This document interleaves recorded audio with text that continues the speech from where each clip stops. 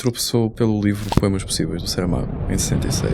Aliás, ele próprio dizia que se tivesse ficado por aí, por essas coisas que publicou, digamos que até ao 25 de Abril, o nome dele, quando muito, apareceria numa nota de rodapé numa história da literatura portuguesa. Não é? Era que aqui estava tudo em galgo polvorinho, manifestações e coisa, aquela a revolução estava na rua, não é? Era a primeira vez que nós tínhamos uma obra de ficção que pensámos que ia ter um impacto real. Ele entregou o livro, entregou levantado do chão. E a disposição dele é, bom, agora esta é a última coisa que eu vou fazer para ver se vou ser escritor ou não vou ser escritor. E em que altura é que existe uma eventual corrida ao Nobel? O próprio Dário Fo telefonou ao Saramago a dizer: roubei-te o prémio. As bases do que será no futuro a literatura moçambicana já estão lançadas, com o Miyakoto, com o Paulino Cisiano, com o João Paulo Borges Coelho. A Sofia de Melbrenner diz que começou com uma tradição oral muito antes da escrita, e diz também que a palavra verdadeiramente é oral e a escrita é uma noção de algo que lhe é anterior. Sinto muitas saudades dela, sim. A poesia não me pede propriamente uma especialização, pois a sua arte é uma arte do ser. Também não é tempo ou trabalho o que a poesia me pede. Nem me pede uma ciência, nem uma estética, nem uma teoria. Pede-me antes a inteireza do meu ser. Para tão grande amor, tão curta vida, uma coisa assim. Uhum. E já saiu? Ainda não? Sim, vai agora para as livrarias. Né? Vai agora para as livrarias. O Zefirino também tem aqui experiência nesse longo amor e longa vida. Sim, ele faz o livro desenvolve-se em dois planos, não é? Um plano ficcional e um plano ensaístico, não é? Okay. Portanto, ele inventa separado ou junto uma coisa da outra? Digamos, uma parte, digamos, abre com uma parte ficcional, uhum. Que é digamos, como é que se conheceram um casal que ele inventa, e que tem agora 70 anos, ou coisa que o valha, né? Já estão velhos, não é? Portanto já não vão correr ali um com o outro, não é? E depois escreve umas quantas páginas sobre a sua origem, e aquilo tem graça porque eles conheceram-se, esse casal que ele inventa, conheceram-se ainda antes do 25 de Abril, enquanto eram estudantes da universidade, e digamos, estiveram envolvidos naquelas lutas académicas e tudo isso, digamos, e apaixonaram-se, né? Aquele ambiente, né? Era muito propício a isso, né? Porque era um ambiente de luta, de combate, não sei o quê, não havia horas para nada, passava-se noites inteiras a fabricar panfletos e não sei o quê, e aquilo criava condições para surgirem relações fortes entre homens e mulheres, não é? E bom, e daí casaram e tudo isso, não é? Depois aquilo para, não é? Era o relato. Desculpa, sorry. O relato para, não é? E, digamos, aberta para essa parte ensaística do psiquiatra, fazendo uma apreciação, digamos, daquilo que se passa. Depois regressa outra vez a história continua. A narrativa. Depois vem outra vez. Portanto, o livro desenvolve-se assim, não é? É uma coisa muito bem feita, quer dizer, a história está bem inventada, bem contada, e quando a gente, digamos, a história já precisa de outro desenvolvimento, ele entra com a parte ensaística. Exatamente. Portanto, aquilo dá um ritmo muito agradável à história e eu acho excelente, não é? Estava escrito.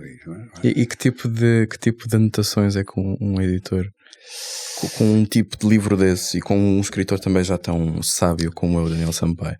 Ele contou lá na própria sessão lá com o Tordo, com o Afonso Tordo. Não. Não, na sessão da livraria. Da livraria. Ele disse, que eu já nem me lembrava bem, não é? Que escreveu umas quantas páginas e mandou, mas ele costuma fazer isto, não é? E me perguntou o que é que eu achava, que eu devia fazer, portanto, contar toda a parte ficcional e depois o ensaística, não é? E que eu lhe, portanto, sugeri que não o fizesse, não é? fizesse uma parte ficcional, metesse a ensaística e depois voltasse ao ficcional, depois voltasse à ensaística, digamos, até completar o livro. E ele diz que seguiu esta coisa e ficou muito contente. Muito Eu não bem. sei, digamos, o que eu devo ter pensado na altura, né? É que se faz a parte ficcional e depois a parte ensaística, quer dizer, está a fazer 2 livros e não um livro só. Exatamente, Foi o que eu pensei, não é? Sim. De maneira, uma vez que tenho que lhe dar uma opinião porque ele me pede, né? Então dei essa, não é?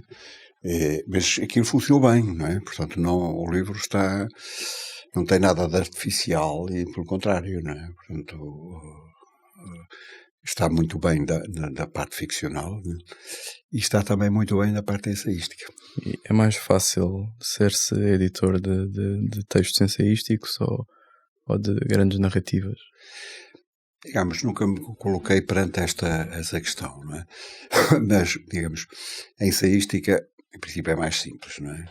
Tem um tema e o tema é desenvolvido, não é? Portanto, não tem grandes problemas de inventividade, não é? Que a ensaística tem, não é? A ensaística, na ficção conta-se uma história e na ensaística discute um assunto, não é? E, portanto, de alguma maneira é mais fácil nós percebermos, não é? Como é que o livro está. Digamos, acho que a ensaística é mais fácil de editar, digamos assim. É mais fácil de editar. Acho que sim. A ficção depende, não é? Digamos, no fundo, a ficção é mais difícil de apreciar objetivamente, não é? De ter uma opinião objetiva sobre uma obra de ficção é mais difícil. Aqui a parte subjetiva entra muito mais nessa apreciação. Na ensaística, não. Digamos, logo se vê se o tema está esgotado, se está bem fundamentado, se está, digamos, há uma apreciação que não tem a ver com empatias e esse tipo de coisas, nem preferências, não tem a ver com isso, não é? Mas nunca me senti perante essa questão, a ver. Mas costuma ler textos ensaísticos? Ou lê mais? Até há uma coisa que se costuma dizer e que eu estou a começar a sentir, não é? Que à medida que se caminha para velho, abandona-se a ficção e... A sério? É, sim. E sente que isso está a acontecer? Sim, exatamente. Isso está a acontecer, não é? Portanto, não sei explicar porquê. Não. Mas não sou o único velho que diz isso mesmo, não é? que há muita gente assim, não é? Portanto, conheço amigos meus e tal, que vão abandonando a ficção, né? E aprofundando o tema A, o tema B, o tema C, não é? Na ensaística. Eu acho que isso, não digo que seja toda a gente, não é? Mas há uma grande percentagem de velhos, não é? A julgar por os meus contactos que têm tendência a abandonar a ficção e passarem à ensaística. Antes de mergulhar um bocadinho mais sobre a sua vida de editor, gostava de tentar perceber que tipo de infância é que alguém tem de ter para se dedicar quase uma vida inteira à leitura e aos livros. Eu sei que não fez só, grande parte da sua vida foi passada também numa certa atividade política, mas acho que podemos colocar aqui como um dos seus maiores marcos ter sido este de dedicar mais de metade da sua vida à leitura e aos livros. Como é que isto acontece? Bom, eu tenho dificuldade em dizer como é que acontece, não é? Porque eu nasci numa família onde os livros não faziam parte da vida cotidiana, não é? O meu pai era um pequeno camponês do norte e tal, ali não havia livros, não é? Sabiam ler e isso tudo, não é? Mas sabiam ler? Sabiam ler, portanto não era essa a questão. Tinham aprendido na escola ou... Tinham aprendido na escola. Eu vivia com o meu avô porque eu era o neto mais velho. Homem, era eu, não é? Eu vivi com ele toda a infância, né? Embora perto dos meus pais, não é? Que numa pequena terra do norte. E aí também não havia, digamos, livros, não é? do que eu me lembro que lá havia era uma edição dos Lusíadas, assim de grande formato, com belas ilustrações, não é? Que sempre me espantou muito, não é? Como é que aquele homem, se lhe fazia um livro com aquela coisa toda, é porque era importante, não é? Certo. E porque é que ele não falava de maneira simples para eu poder entender? E tinha que idade aqui, mais ou menos? Não sei, mas já teria 8, 9 anos, Ok. não teria mais de 10 anos, não é? E havia esse e havia uma coisa que, uma vez, digamos, houve um incêndio lá em casa do meu avô e o livro ficou meio queimado, não é? E havia uma outra coisa que era uma coleção da Paródia, que era um jornal humorístico do fim do século XIX, princípio do século XX, né? Que eu devia ter ficado com ele e não fiquei porque achei que era de todos os descendentes, não é? E o livro desapareceu, não é? Nunca mais vi, não é? Mas, tanto não havia, não é? Em todo caso, eu sentia muito atraído para os livros, né? Porque quando apareceu começaram a aparecer as bibliotecas itinerantes da Fundação Da Gulbenkian. Ela foi também lá à minha terra, passou a ir lá à minha terra, chegava lá, estava lá de 15 em 15 dias, não é? E eu fazia parte das, não sei, 15, 20 pessoas, não é? Que lá na minha terra a frequentavam. Que esperava e não via lá nenhum dos meus amigos. Eu estava lá sempre sozinho com umas pessoas que eu vagamente conhecia. Mais velhas? Mais velhas, sim. Bom, se me perguntar porque é que eu lá ia, não é? Bom, aquilo exercia uma certa atração sobre mim. E eu levava sempre livros para casa e coisas, lia, depois ia lá 15 dias depois lá ia devolver, levava outros e tal. Que tipo de livros é que levava? Aquilo, digamos, era suposto que o bibliotecário fosse bibliotecário não apenas condutor da carrinha, não é? Mas, de facto, ele não era muito mais, não é? Não era muito mais que condutor. Ele não falava com as pessoas, não lhe perguntava porque é que estás a levar isso e não levas antes aquilo. Ele não intervinha absolutamente nada. De maneira que eu andava por ali e comprava coisas, levava coisas, aquilo. Eu ia para casa e lia. Houve um período que eu lia imenso, não é? Passava horas e horas a ler. Não sei porquê. E que livro dessa altura é que se lembra de o ter marcado?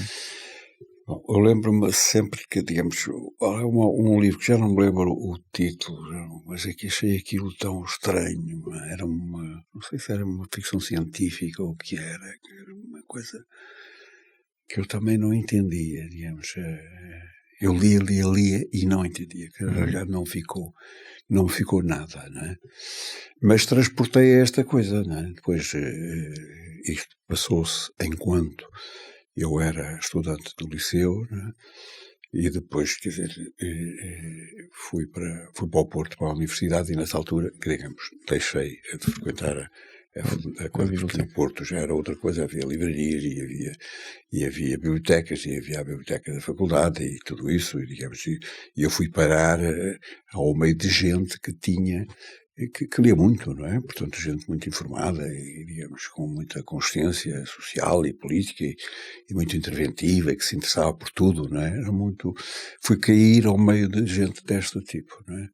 E isto é que contribuiu fundamentalmente para a minha formação. E agora, uma breve pausa para vos falar sobre a nossa página do Patreon, a forma mais fácil de apoiar este podcast, para além, obviamente, das partilhas. Vão ter acesso a um conjunto de benefícios exclusivos, que vão desde o audiobook do meu livro, Ela Metafisicamente de Outro Mundo, que vão poder ouvir na aplicação do Patreon, bem como também no Spotify. Acesso aos livros e aos documentos que inspirarem a escrita dos ensaios, um podcast exclusivo para patronos regular de questões e respostas, vídeos informativos sobre metodologias de trabalho, behind the scenes, how-tos, bem como espetáculos completos meus ao vivo. E ainda, pertencer a uma comunidade de pessoas que se interessam pela cultura, pela arte, pela literatura e muito mais. Tornem-se patronos hoje em patreon.com/Poeta da Cidade ou saibam mais em poetadacidade.com. E agora, de volta para o episódio. E foi tirar filosofia, não foi? Para o Porto, sim. O que é que reteve do curso? Ou o que é que o curso lhe deu que agora, passados estes anos todos, pode dizer ainda bem que o fiz porque tenho isto? Sim. O curso tem uma coisa que eu durante muito tempo achei que era negativa, mas que agora já não acho que fosse negativa. Porque, no fundo, digamos, a filosofia não serve para nada. Não é? Que é esse... Para nada... No sentido de quem se licencia em filosofia, isso serve para quê? Para ir a ensinar filosofia. Ou é um grande filósofo e não. Sim. Mas se não é isso, vai ensinar filosofia. Quem se licencia em medicina vai exercer uma dada profissão. Certo. A engenharia também.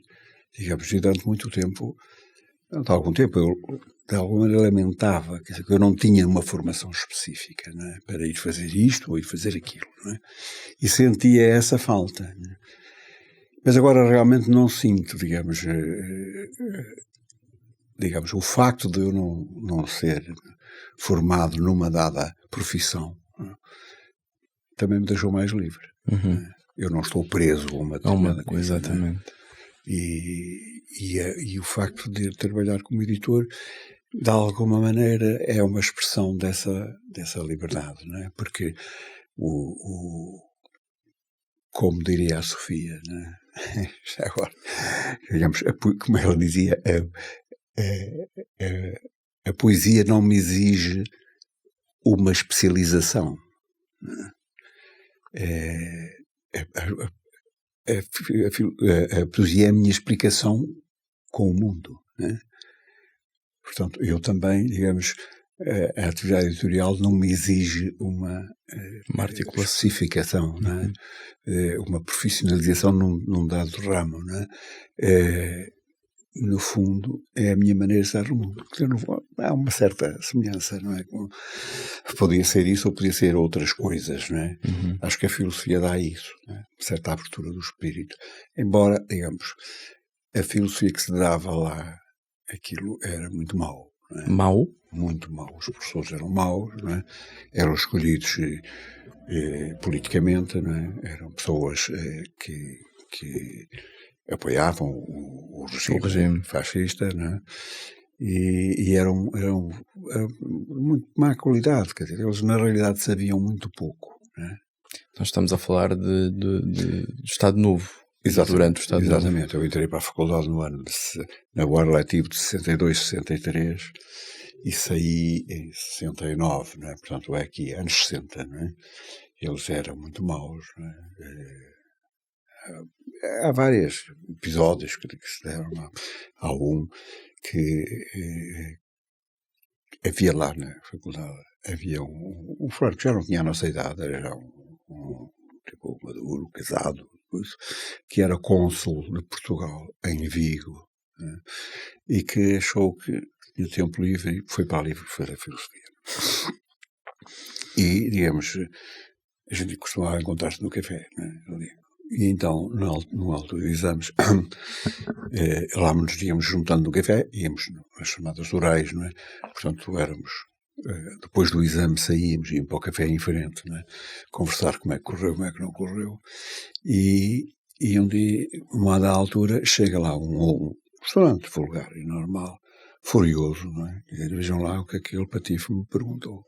O que é que diz o Kant no prefácio à segunda edição da Crítica da Razão Pura? Que pergunta uma coisa destas? É um patife. Ele faz isto para me chumbar. E passado um bocado, parece esse tal cônsul em Vigo. E disse, então como é que lhe correu? E ele, correu bem, mas vamos contar um episódio, sabe? Aquilo, estávamos a falar do Kant, e ele disse não sei o que é acerca do Kant, e eu disse-lhe, olha, Teodoro, não é bem assim, porque na Crítica da Razão Pura, no prefácio à segunda edição, o Kant afirmou não sei o quê, se quiser vamos ali, o livro está ali na biblioteca, vamos lá ver. Não é preciso. Já a desculpar-se. Exatamente. Veio o outro a seguir, tufa, espeta-lhe com... Está a ver? Isto caracteriza bem o ambiente daquela faculdade, não é? E, portanto, a gente não aprendia grande coisa, não é? Mas, digamos, o grupo de estudantes que eu frequentava, não é, que eram os meus amigos, não, eles interessavam-se por filosofia, se interessavam por tudo, não é?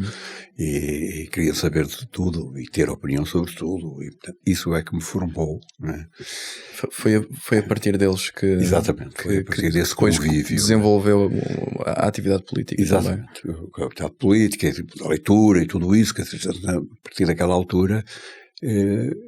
não só gostava de ler, como tinha necessidade de ler isto, ler aquilo, ler aquilo outro, não sei o quê, discutir, porque encontrávamos no café e discutíamos tudo, não é? E, portanto, isso é que me formou mais que a faculdade. Na altura, tropeçou pelo livro Poemas Possíveis, do Saramago, em 66? Ou nem sequer sabia da existência? Pois, quer dizer, sabia vagamente, porque naquela altura havia uma coisa que a gente lia sempre, que eram as páginas literárias dos jornais, né? Praticamente todos os jornais, a crítica literária, tinham um caderno semanal sobre atividade literária. E, digamos, eu também lia o Diário de Lisboa, a República também tinha, o Popular também tinha, líamos, o Comércio do Porto também tinha, quer dizer, líamos essas páginas literárias e andávamos razoavelmente informados do que se passava, quem era quem escrevia o quê, né? Do Saramago não tenho memória, mas também o Saramago não era, digamos, poeta.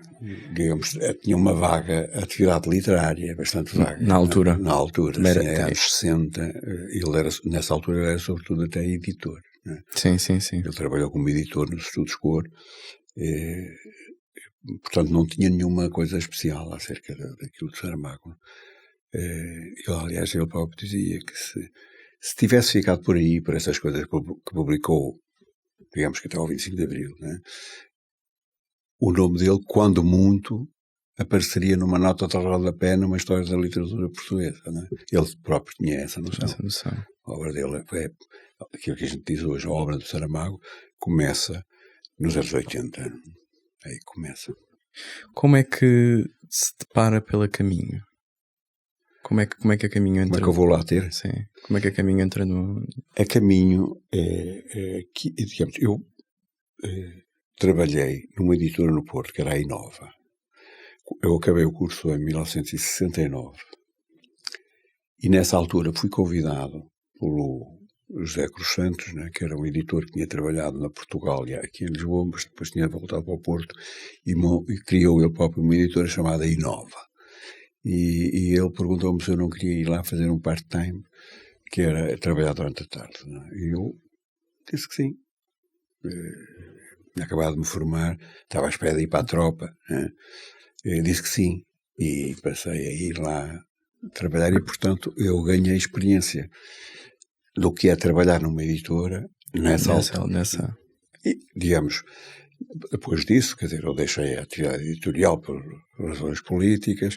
Depois do 25 de Abril fiz a tropa. Esteve exilado também, não foi?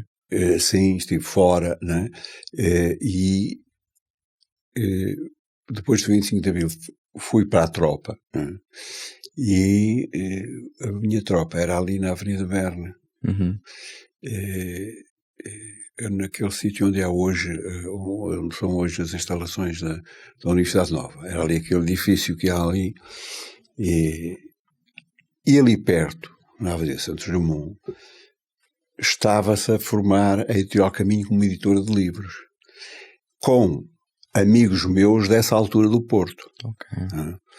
O Chico Melo, que eu conhecia desde o tempo do liceu, o Vítor Branco, que eu conheci no Porto, quer dizer, essa gente estava, digamos, já a avançar para começar a publicar livros na Editorial Caminho e disseram, tu vens para aqui, porque tu é que sabes e não. Bom, quando acabou a tropa, né? A minha tropa acabou em 74, 75, acabou no fim de 75, creio eu, né? Não, no fim de 76, né? E no princípio de 77 eu comecei a trabalhar na Editorial Caminho. Por convite desses meus amigos que a gente conhecia já no Porto, das idades académicas e lutas antifascistas e não sei o quê, desse tipo de coisas que se tinham passado lá no Porto, não é? E quando éramos todos estudantes, eu, o Chico Melo era também da Faculdade de Letras do Porto, o Vítor Branco é da Faculdade de Economia, digamos, lembro-me perfeitamente que foi nessa altura que se criou uma livraria que ainda existe hoje no Porto, chamada Unicep, né?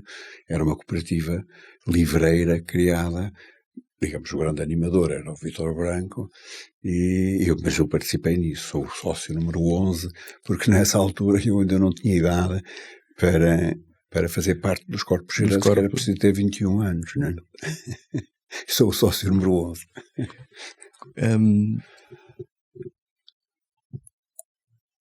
Qual é que era a sua expectativa quando entrou na Caminho? O que é que tinha de... O que é que queria fazer? Necessariamente. Sim. Que ambições é que tinha? Sim. Bom, porque foi aí que começou, sim, mesmo a sua vida como editor. Propriamente dito, porque aquela, no fundo, a minha passagem pela Inova do Porto foi muito importante, porque eu percebi como é que se fazia livros e percebi como é que isso se tratava, não é? Como é que se tratava com os autores, como é que se tratava com o próprio livro, como é que se compunha, depois corrigia, depois tratava-se das capas e dessas coisas todas, escolhia-se o papel, esse tipo de coisas. Eu contactei com isso lá, nessa altura. Tinha uma pessoa excelente, que era o Armando Alves, que ainda, aliás, existe, não é? Que era o diretor gráfico da editora que trabalhava à minha frente, não é? E que era uma excelente pessoa, era e é, não é? E também aprendi muito com ele, não é?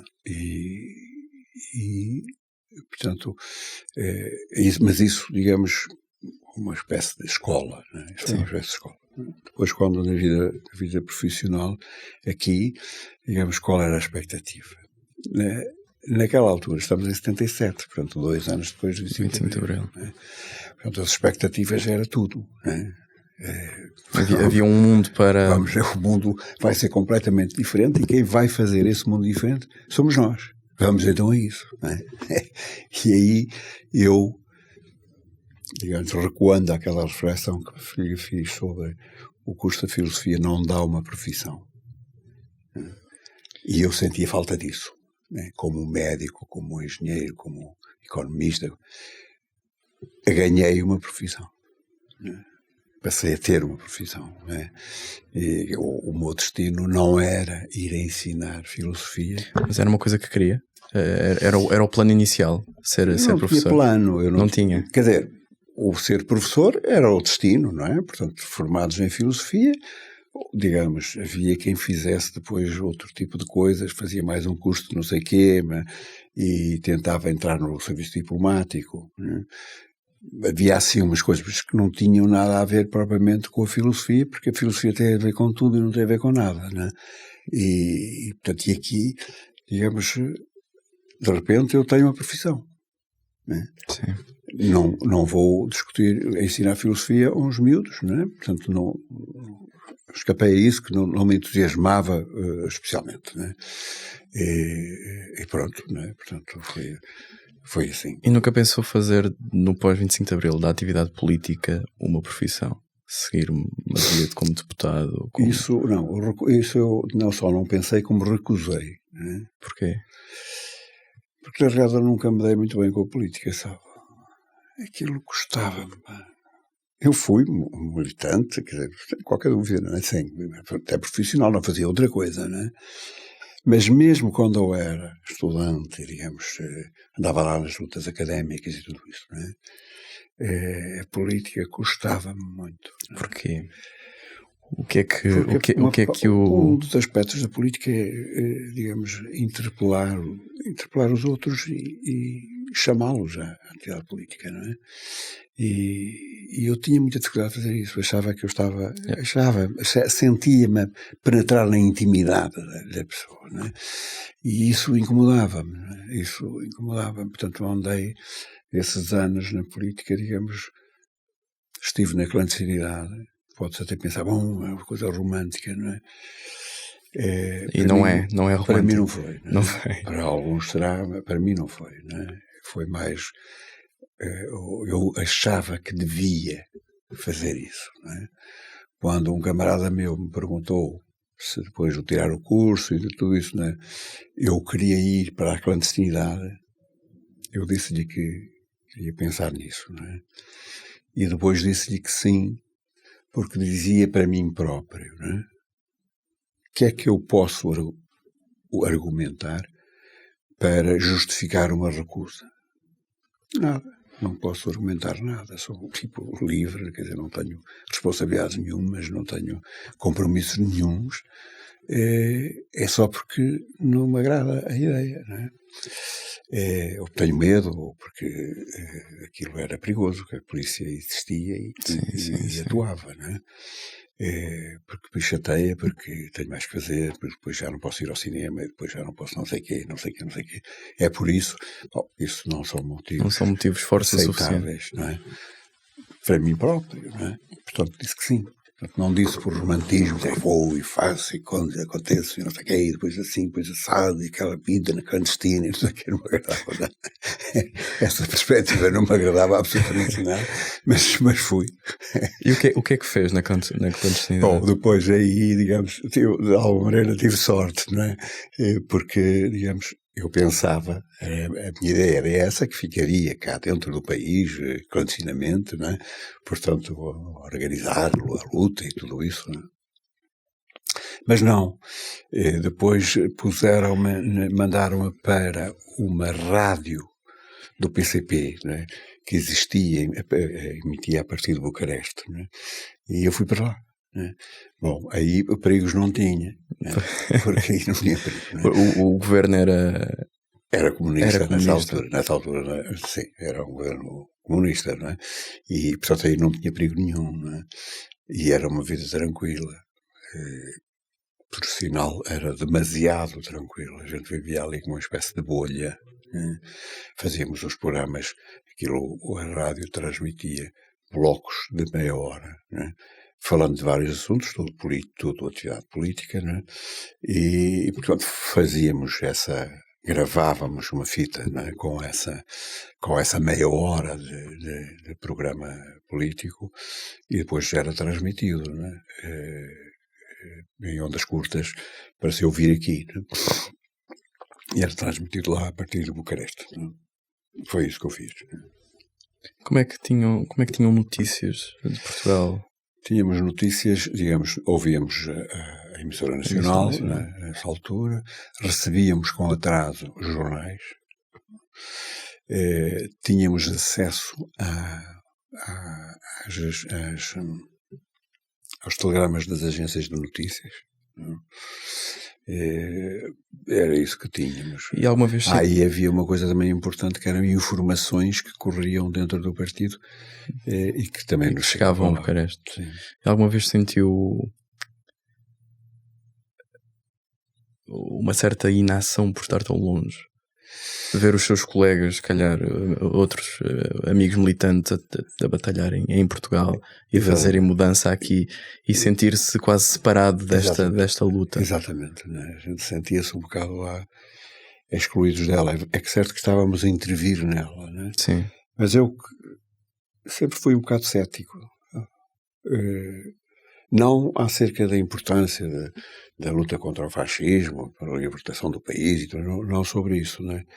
Mas sobre, por exemplo, a eficácia da rádio do PCP. Eu achava que, digamos, ela devia existir, porque existia, o facto de existir era já uma vitória, mas a influência que ela tinha cá dentro, certo, era bastante cético, né? Porque eu lembrava-me que no Porto, né, numa dada altura, fizemos uma campanha para se ouvir a Rádio Portugal Livre, entre os militantes do partido, não é?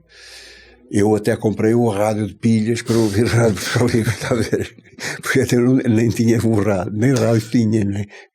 Os tempos eram outros, muito outros, não é? Mas depois aquilo era uma chatice, porque aquelas ondas curtas, às vezes não se ouvia nada. Não é? A gente andava lá à procura, nada. Às vezes ouvia-se, agora houve 5 minutos e ao fim de 5 minutos aquilo desaparecia. Outras vezes ouvia-se muito mal, com as vozes muito distorcidas e não sei o quê, digamos, aquilo levava a um ponto que a gente dizia, vale a pena ouvir aqui para casa, né?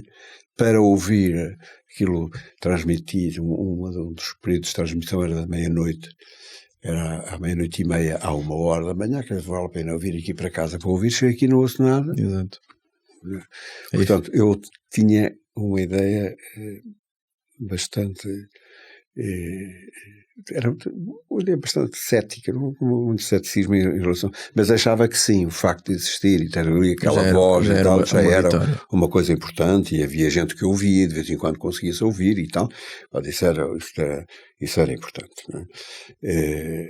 Mas no que nós... Aquilo era uma chatice, não é? E o que notou-se sobretudo quando chegou o 25 de Abril. Onde é que estava? No 24 e no 25? Estava lá. Em Bucareste? Estava lá. O 25 de Abril foi uma quinta-feira. Eu lembro perfeitamente, porque nós tínhamos 2 reuniões por semana para decidir o que é que íamos pôr no programa, né? Uma reunião à segunda-feira e outra à quinta. E lembro-me que estávamos sentados na mesa do costume, né? A decidir. De repente íamos começar a reunião, toca o telefone, né? E o meu camarada, que era responsável por aquilo, vai lá atender, porque o telefone estava lá no gabinete dele, né? Vai atender, nós continuamos ali na conversa mole, então uns com os outros, né? E quando ele chega, senta-se e diz: olha, acho que estás a passar uma coisa muito importante lá no país. A tropa. Apareceu o movimento das Forças Armadas, que aliás a gente já sabia que existia. O movimento das Forças Armadas veio para a rua e tomou o poder. Bom, foi uma vitória. Foi uma coisa extraordinária, não é? Porque aquilo... O fascismo tinha quase 50 anos, está a ver? Portanto, quando eu nasci, o regime já tinha 20 anos de vida. Está a ver? Quando eu nasci dentro daquilo, não é? Não havia perspectiva de fim. Quer dizer, havia, não é? Porque a gente sempre lutava. Havia o vosso trabalho. Exatamente, a esperança, a expectativa e a certeza que aquilo ia cair, não é?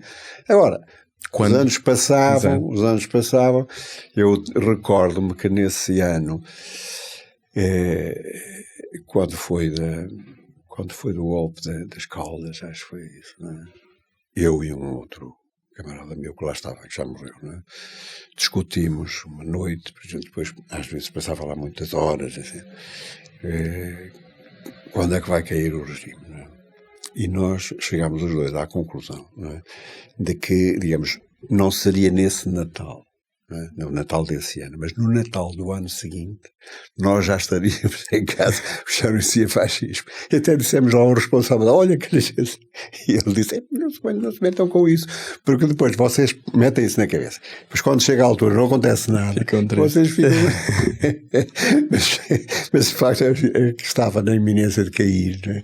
E 1 mês e meio ou 2 meses depois caiu mesmo, não é? Passado quanto tempo depois do 25 de Abril é que voltou a... Bom, depois aquilo, voltando àquele espírito da época, não é? Aquilo alterou tudo, a vida de toda a gente, não é? E, digamos, a palavra de ordem era regressar ao país, aqueles que estavam fora, não é? Aqueles que estavam dentro do país, quer dizer, PT, quer dizer, Associação Operários, tomar conta dos sindicatos, Associação Democratas, tomar conta das administrações locais, não é? Essa coisa toda, no fundo, esta coisa de tomar o poder, não é? E, digamos, não ficarmos quietos à espera que os militares resolvam uma coisa. Os militares libertaram a coisa, então agora vamos... Nos jornais, por exemplo, não se ficou à espera que acabasse a censura, não é? Os jornalistas disseram: não vai à censura. Acabou, não é? Não mandavam as coisas à censura, e a censura acabou dessa maneira, porque ficaram lá sem saber o que fazer, perderam o emprego, não é? Os censores.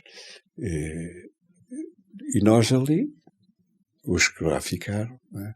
Ficaram lá porquê? Bom, é porque, as coisas podem voltar para trás a todo momento, né?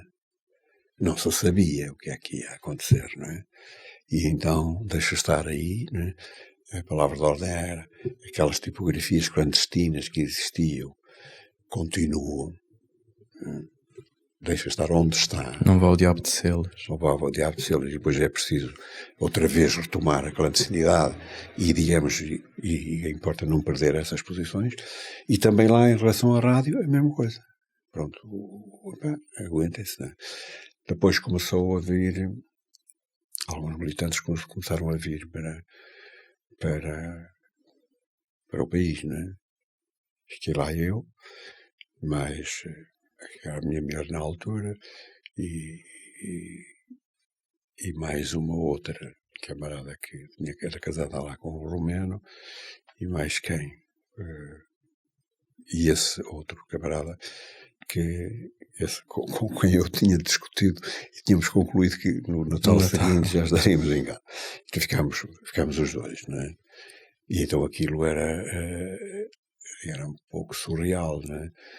Porque nós continuávamos a fazer os programas, tal qual, não é? Só que, digamos, nós estávamos a milhares de quilómetros de distância. O que é que nós ouvíamos? A emissora nacional em ondas curtas, né?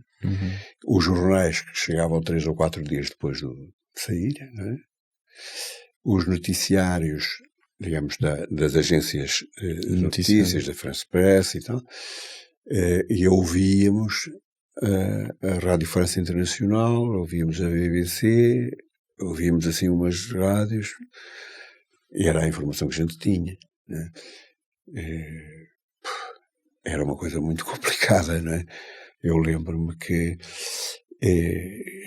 eu lá, portanto, as tarefas que eram dadas, quer dizer, havia um princípio de especialização, né, para a gente não se perder. E eu tratava de lutas operárias, né? E portanto, houve o 25 de Abril, logo a seguir houve o 1º de Maio. E eu tive depois, mais tarde, de fazer um balanço do que foi o 1º de Maio.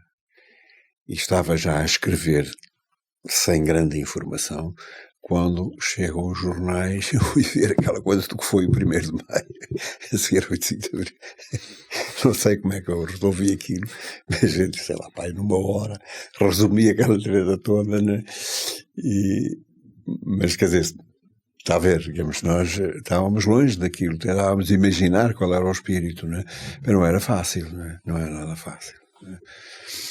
A televisão, tínhamos lá uma ou outra imagem de vez em quando lá na televisão romena, mas não é como agora, não é? Sim, sim. Agora a gente faz as televisões todas, não é? E que é tudo no momento. Exatamente, naquela altura não era, não é? Quer dizer que amargámos ali uns meses, porque só viemos embora no fim de outubro. Então ainda ficaram... Ainda ficámos meio ano ali, não é? Ficámos ali meio ano, completamente isolados, quer dizer, a coisa era, bom, a gente lá fazia, nós concluía aquilo, fazia a gravação da fita, né? E depois ia para casa. Jantava. Fazer vida em Bucareste? Ou... Ia para casa, jantava, né? Via um bocado de televisão, lia um livro, né? Percebe? A nossa vida, quando andava aqui tudo num grande rebuliço, não é? A vossa vida era assim, chegava ao fim de semana, lá eu passava o fim de semana, lá não sei para onde e tal. Eu ia bastante à música, não é? Portanto, lá em Bucareste, sim, íamos bastante à música, às vezes quando íamos ao cinema, mas era uma vida pequena burguesa normal, As notícias que nos chegavam lá, atrasadas, era que aqui estava tudo em galgo polvorinho, manifestações e coisa, a revolução estava na rua, não é? E nós estávamos em casa. Foi duro, esse meio ano foi bastante duro. Depois quando volta e passado 2 ou 3 anos entra na Caminho. Exatamente. Eu li numa entrevista que o Saramago tinha algumas reticências em entrar na Caminho por achar que a Caminho tinha uma tendência muito comunista, uma visão muito comunista, e que as pessoas tinham uma imagem da Caminho como uma editora comunista. Isso era verdade. Era verdade. Isso era verdade. Mas foi uma decisão pensada dessa forma. Quer dizer, o que acontece é que estes nomes que eu já referi, de amigos meus e que nos conhecemos lá no Porto, eram todos militantes. Éramos todos militantes comunistas, não é? Certo.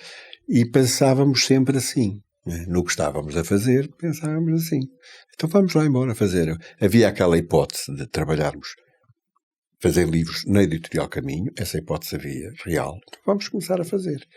E, digamos, esse espírito militante manteve-se, e o facto de sermos nós próprios comunistas, digamos, como se viu depois, né? Não era preciso ser comunista para ir publicar na Editorial Caminho. Né? E muitas pessoas que depois acabaram por publicar livros na editora não o eram, né? Não o eram, de maneira nenhuma. Né? Mas, quer dizer, não fazíamos questão disso. Né? Agora, o que acontece é que nesses primeiros anos, né, o Saramago entrou em 1979, está a ver? A Caminho começou em 77. Né? Em 75, né, houve o 25 de novembro. Né? E a situação política mudou toda. Né? As forças de esquerda revolucionárias, e nomeadamente o PCP, saltaram no aparelho do Estado. Né? Mantiveram-se apenas na Assembleia da República, através dos deputados eleitos, mas, quer dizer, e mesmo foram perdendo força. Né? Também aí, ao longo dos anos. Né? E, portanto, digamos, o ser comunista era uma coisa um bocado mal vista. Né? Digamos, a editora tinha essa conotação, né? E havia militantes que achavam que isso os prejudicava. Militantes comunistas. Eu conheço há um, não é? Que falou mesmo comigo, não foi o Saramago, não é? Foi um outro, não vou agora dizer o nome, não é?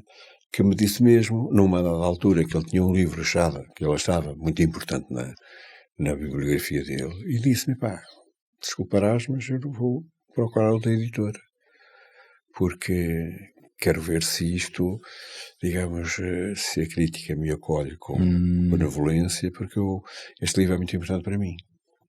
Disse, tudo bem, faz como quiseres, não é? Ele acabou por não o fazer, eventualmente porque ninguém se mostrou interessado em fazer o livro dele, eventualmente. E falou com a Caminho. E veio a Caminho e publicou, e a Caminho publicou um livro, não é? Portanto, havia fenómenos destes, está a ver? Isto era um facto, existia, não é? Mas, digamos, foi-se apagando ao longo do tempo e uns anos depois já não era assim. Sim, acredito também que o Nobel do Saramago a coisa tenha depois mudado radicalmente. Sim, mas já antes disso, não é? Já antes disso, porque o Saramago era comunista. É? Mas o Saramago já era militante na altura em que foi sim, ele entrou. Entregar foi à noite, não foi? Sim. Sim, era. Não é? Ele já era militante do PCP. PCP. Ele entrou para o PCP, creio que em meados dos anos 60, ou por aí. Não é? Digamos, a conotação, receava-se que a conotação política que a editora tinha prejudicasse os autores. Sobretudo nesse período em que, digamos, o Partido Comunista tinha tido uma grande derrota no 25 de novembro, né? Porque, embora não estivesse propriamente muito implicado nisso, em todo o caso, aproveitaram para sanear toda a gente, né? E pronto, ali, digamos, havia essa situação. Mas depois foi-se vencendo, né? Porque começaram a entrar pessoas que não tinham nada a ver com o comunismo, não é? A partir de meados dos anos 80, o Miyakoto não tem nada a ver com o PCP, né? Entrou por essa altura, entraram outras, depois um pouco mais tarde entrou a Sofia, o Daniel Sampaio, né? Digamos, começaram a entrar pessoas dos restantes quadrantes políticos, sim. Só isso não os prejudicava, como se sentiam perfeitamente bem dentro da editora, ninguém se incomodava por motivos políticos, né? Isso nunca aconteceu. Quando o Saramago, eu também li que aceitou a noite por achar que o Saramago tinha mais para escrever e tinha receio que se não aceitasse a noite, depois nunca mais o Saramago nunca mais entregasse nada. Sim, esse foi um elemento importante na decisão de publicar a noite, porque a noite é uma peça de teatro e as peças de teatro são... Caminho publicou várias, não é? Mas quer dizer, do ponto de vista comercial é muito difícil, porque não conta teatro. Sim. Já não se compra poesia. Exatamente. Então teatro. Mas o teatro é ainda pior. Sim. Né?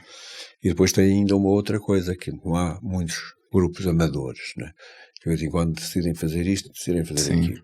E então depois escrevem para a editora, dizem, somos um grupo de amadores, lutamos pelo teatro, não sei o quê, vocês podiam mandar-nos uns livros, porque a gente queria ensinar essa peça, deixaram mandar os livros, quer dizer, não só nós vendíamos, como os nossos filhos, né? Portanto, não era assim provavelmente uma coisa muito aliciante, né? Mas também publicámos por isso, não é? Se dizemos que não, nunca vais cá à volta, não é? E o Levantado do Chão, quando ele foi um ano depois, um ano seguinte. Sim. Como é que qual foi a sua... Ele entregou o manuscrito final ou disse-lhe assim, Zeferino, tenho aqui algumas coisas, estou a pensar neste livro? Não, entregou o manuscrito final. Sim. Como é que foi a sua reação quando leu? Eu peguei no livro e fui lê-lo, não é? E, por felicidade minha, entrei imediatamente no livro, não é?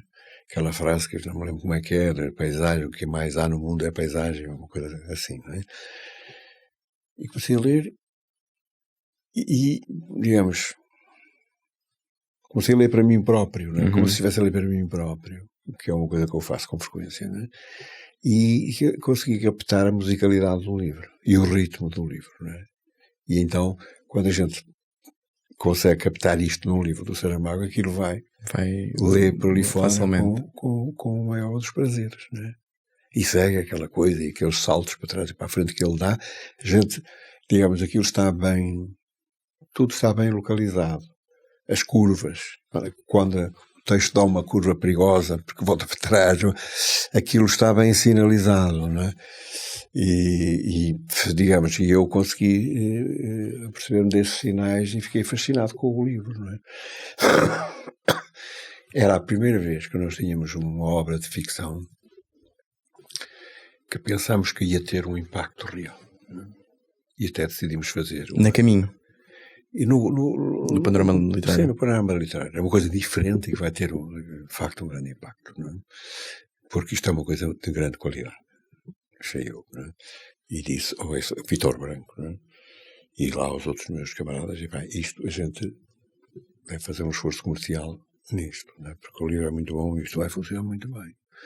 Portanto, devemos estar à altura do livro, isto é, fazer uma tiragem grande, para fazermos uma distribuição grande, né? Porque, digamos, as vendas também são função da exposição que o livro tem nas livrarias, né? Portanto, e se fizermos isto, estou convencido que isto vai ganhar a aposta. E fizemos, não é? Fizemos 4.000 de tiragem, que era uma coisa despertada. De primeira edição. De primeira edição, não é? Um livro do Saramago, ainda por cima. Não é? Nessa altura, um outro colega editor, não é? Que também tinha sido editor do Saramago, soube na tipografia que nós íamos fazer 4.000. Pelo menos nessa altura era assim, os editores frequentavam as tipografias e diziam, você está a fazer isto? Quantos é que está a fazer? E havia assim esse tipo de espionagem. Não é? E telefonou ao Vítor Branco, não é, que eu conhecia bem, e disse, vocês são loucos, vocês vão fazer 4.000, um livro do Saramago, vocês são completamente loucos, vão dar cabo da editora já. E o Vítor disse, deixa lá, se for. Veremos, né? E como é que se deu a reação do público quando o livro é lançado, Levantado no Chão? A reação da crítica foi muito boa, né? E é importante, não é? E ainda havia, os jornais ainda tinham páginas literárias. E tinha um peso muito grande naquilo que era o imaginário do público perante um autor. Por um lado, vendia-se muito mais jornais do que se vende agora, não é? E, portanto, os jornais tinham maior audiência, não é? E isso pesava nas vendas, né? Porque os leitores de jornais, com frequência, também são leitores de livros. Né? E, portanto, isso tem influência, né? Muito mais influência do que tem agora. Sim. Se quisermos medir a influência, temos que usar um microscópio, não é? Mas naquela altura não, tinha alguma influência. E o livro foi muito bem acolhido pela crítica. Uns anos depois, não sei, 20 ou 30 anos depois, até fizemos num aniversário, uma coisa qualquer, fizemos um folhetozinho com as recensões críticas que o livro teve, né? e que eram muito entusiastas e tal, de pessoas que diziam, que é isto, é uma coisa nova, isto é magnífico e tal. E, portanto, começou logo aí a ter impacto. Nós, acho que no ano seguinte, já fizemos uma nova edição. E depois, quando veio o Memorial do Convento... Que foi um ano depois ou 2 anos depois? 2 anos depois. 2 anos depois. Aí, bom, quer dizer, aí, como disse na altura o Eduardo Prado Coelho, que era um crítico respeitável e respeitado na época, com o Memorial do Convento, o Saramago conseguiu alargar consideravelmente a sua base social de apoio. Essa da base social de apoio era uma coisa, fazia parte da linguagem da época, não é? E efetivamente sim. Aconteceu. Porque o Levantado do Chão é um livro sobre a reforma agrária. Certo. E naquela altura, a reforma agrária, meu Deus, era uma coisa horrorosa, não é? Agora ainda é, mas naquela altura muita gente achava uma coisa horrorosa. E logo o Partido Socialista, aliás, encarregou-se de dar cabo da reforma agrária. Não é? Mas o Memorial do Convento não. O Memorial do Convento tem ar de livro de romance histórico. Não é? Quase, sim. Não seja num sentido mais corrente, mas quer dizer, aquilo é uma coisa. A ação passa-se no século XVIII. Não é? O livro, do ponto de vista ideológico, se quiser, não é menos forte quanto a ideias do que o Levantado do Chão. Mas fica muito mais disfarçado. A roupagem que o Saramago lhe Exatamente, deu. tudo isso está lá, mas não está no primeiro plano. Não é? Depois tem aquelas figuras, a Blimunda, o Sete Sóis, digamos, tudo isso, o músico, não é? Tudo isto, digamos, efetivamente, alargou a base social de apoio do Saramago. Não é? E o Saramago, quando começa a escrever o Memorial do Convento, diz-lhe? Ou mais uma vez escreve-o todo e depois Não, ele geralmente informava. Não é? Geralmente informava. Não, quer dizer, não vinha discutir muito as ideias que tinha ou não tinha, porque elas estavam na cabeça.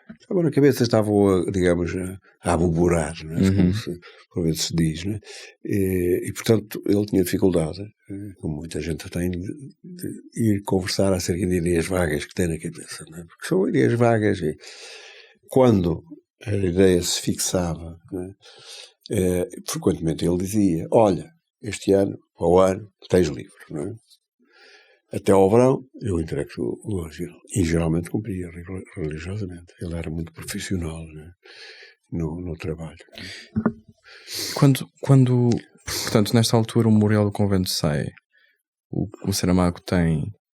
O Levantado do Chão foi assim o primeiro grande livro do Saramago, então. Em termos de crítica, de público, de vendas. Sim, daquilo que a gente conhece como sendo o Saramago. O Saramago. Então podemos dizer que em 82, que é quando sai o Memorial. O Saramago tem 2 grandes livros. O Levantado do Chão e o Memorial do Convento. Sim. Como é que se dá aqui o trabalho para o Nobel? Começou já com o Levantado no Chão? Ou... Bom, quer dizer, quando ele publicou o Levantado do Chão ninguém tinha Nobel, ideia de Nobel na cabeça, não, nem de longe nem de perto, não é? Portanto, não havia nada disso. Ele estava com, digamos, ele próprio, e acho que até isto está dito, não, uma coisa qualquer, está escrito, não é? Ele entregou o livro, entregou o Levantado do Chão. E a disposição dele é, bom, agora esta é a última coisa que eu vou fazer para ver se vou ser escritor ou não vou ser escritor. Isto, por outras palavras, era isso, não é? E isto até se deu na discussão do contrato de edição. O espírito com que ele encarou, porque, digamos, os contratos de edição que nós tínhamos e temos, não é, e que se propunha, era um contrato em que os direitos de autor correspondem a X% do preço de venda ao público, vezes o número de livros vendidos. E dávamos, e continuamos a dar, um adiantamento sobre as vendas futuras, né? este adiantamento que se dava, e ainda se dá, não é? Na altura da saída do livro, não é? Depois é descontado nos pagamentos futuros, não é? No ano seguinte, portanto, lá mandamos o relatório das vendas, não é? E dizer, olha, vendemos X exemplares, não é? Como já lhe pagamos Y, vamos agora descontar. Resta agora só lhe pagar Z, não é? Portanto, este é o esquema das coisas, não é? E ele disse, pá, não quero isso, pá, isso é uma chatice, pá, não quero, porque vocês mandam-me umas contas e tal, a dizer que o que tenho a receber 10 tostões e tal, e pronto, pá, 10 tostões, eu não sei o quê. Ou isto funciona, né? Ou isto não funciona. Ele tinha sido editor, né? Portanto, ele sabia bem o que estava a falar. Ou isto funciona, ou não funciona. Se não funciona, esquece. Pronto, acabou. Não se fala mais disso, né? Era tal espírito de estou agora a ver se vou ser escritor ou não. Se funciona, então nós fazemos assim. Vocês adiantam metade, o valor correspondente a metade da edição. Né? Se o livro esgotar e vocês fizerem nova edição, pagam-me a metade que falta e avançam com a outra metade da nova edição. E nós aceitamos. Isto é uma coisa favorável para o editor. Não é? Digamos, implica um certo investimento inicial, mas quer dizer, depois se dilui no tempo. Exatamente. Né? E é bastante mais agradável e mais seguro, quer dizer, no fundo aposta-se menos, porque se a gente reimprime um livro, é porque pensa que vai vender, né? Uhum. Portanto não reimprime. Né? Se não reimprimimos o livro, só pagamos metade da impressão. Exatamente. Exato. Pronto. Portanto, isto, sim senhor, acertamos assim, mas isto mostra também, digamos, esta coisa do Saramago dizer que digamos, ou isto funciona ou não funciona. Portanto, e é para, se não funciona, abandona-se. Né? Creio que era este muito o espírito dele. Né? Embora ele tivesse ideias, e nessa altura já tinha a ideia de fazer o memorial. Né? Ele sabia que havia aqui espaço para que o memorial se pudesse colocar como uma grande obra na literatura portuguesa e, quiçá, concorrer ao Nobel, ou isso era algo para o qual ele não estava o Nobel sequer... só se começou a pôr bastante mais tarde. Nós estamos aqui anos 80, 1980, 1982, digamos, e esta questão do Nobel começou a pôr-se nos anos 90. Ok. Está a ver? O Nobel era-lhe atribuído em 98, não é? Portanto, só muito mais tarde. Não é? E isso resulta também, digamos, não só do êxito em Portugal, mas também no estrangeiro. Uhum. Que, digamos, também muita gente se admirou com aquela coisa que estava a vir dali de Portugal, que é um país onde geralmente não vem nada, não é? E aparece aquilo assim como uma coisa nova, não é? Com aquele estilo e aquela riqueza de imagens e coisas, e como as coisas começaram a funcionar muito bem no estrangeiro. Né? O primeiro livro traduzido foi a Memorial do Convento em Itália, né? Por uma editora que era a Feltrinelli, que era uma editora reportadíssima em Itália. Né? E depois dali passou a outros países, né? E passou à área da língua inglesa. Né? Portanto, os livros, cada livro que saía no Saramago, sim, fazia-se imediatamente contratos de cedências de tradução para aqui, para ali, para lá. Né? Era esta a situação em meados dos anos 90. Mas foi difícil esse início de internacionalização? Ou como o Memorial do Convento vendeu tão bem cá em 82, a coisa depois deu-se facilmente para... Sim.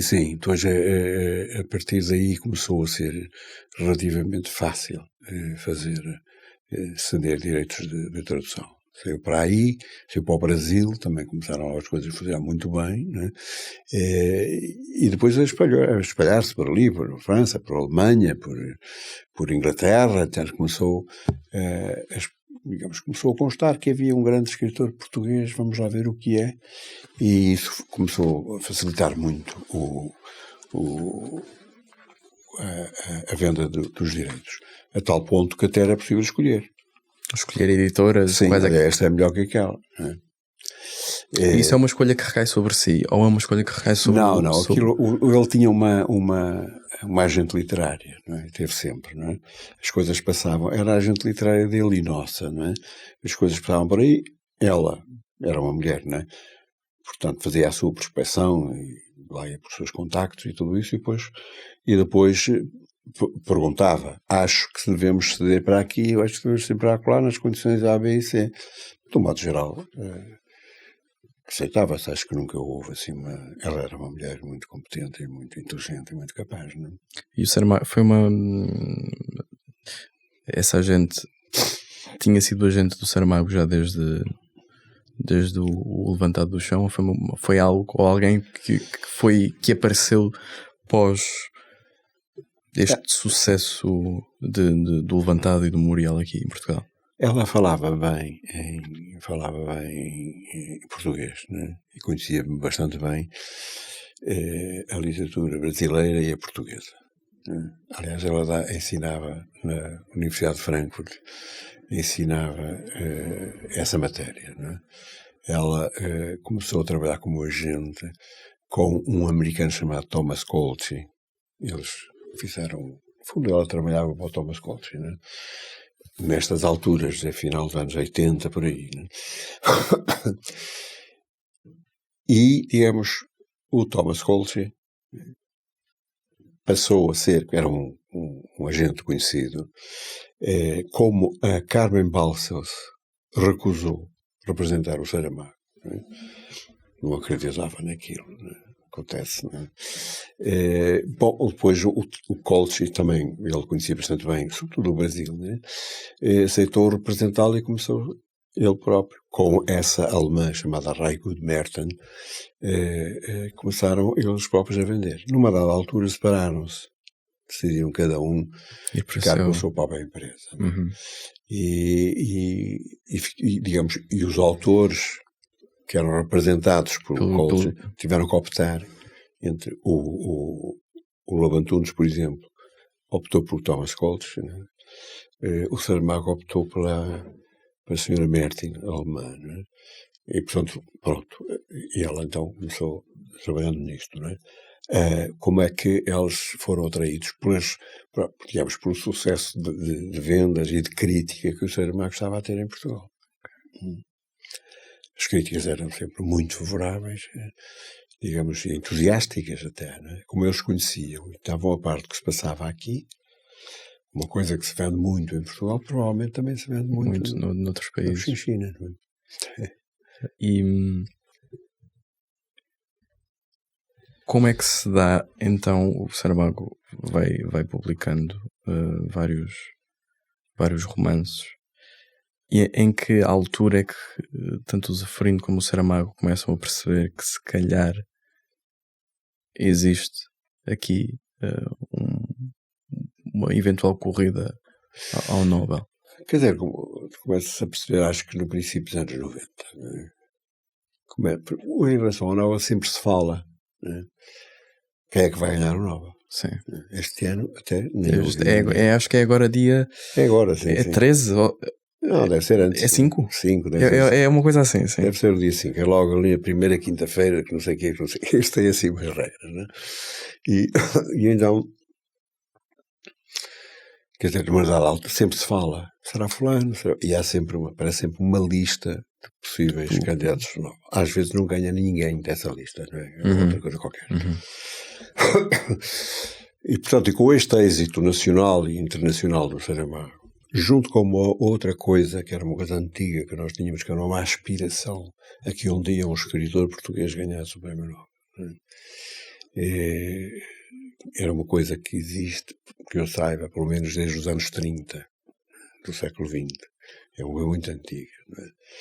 E havia até campanhas, e nos anos 60 houve até uma grande divisão aqui entre os escritores portugueses intelectuais, porque uns eram a favor do Miguel Torga, outros a favor do Clino Ribeiro, depois não ganhou nem Torga nem Clino Ribeiro, e esta coisa não vai outra vez, mais um ano que não temos e tal. Esta coisa que nós temos, sempre nos queixarmos imenso, que nós somos uns infelizes, ninguém nos diga nada. Isto, pronto, todos os anos isto se repetia. E quando o Saramago começou a ter esta coisa, digamos, porque o êxito da crítica que é importante neste caso, não é? É mais do que as vendas, embora as vendas também tenham importância, não é? Que era tão grande, quer em Portugal, quer no estrangeiro. As recensões sobre os livros de Saramago também eram entusiásticas, na Itália, na Inglaterra, daqui e ali e acolá, não é? Bom, tudo isto, bom, um dia destes, Acontece. os senhores da Academia apercebem-se disto e um dia acontece, não é? E digamos, era cada vez mais insistente esta ideia de que talvez este ano o Saramago ganhe o prémio. Isto é muito insistente. No ano anterior, portanto, a 87, não é? 97. Foi o Dário Fo, o vencedor. E o Dário Fo até causou uma certa perplexidade, porque o Dário Fo é um autor, é um dramaturgo, não é?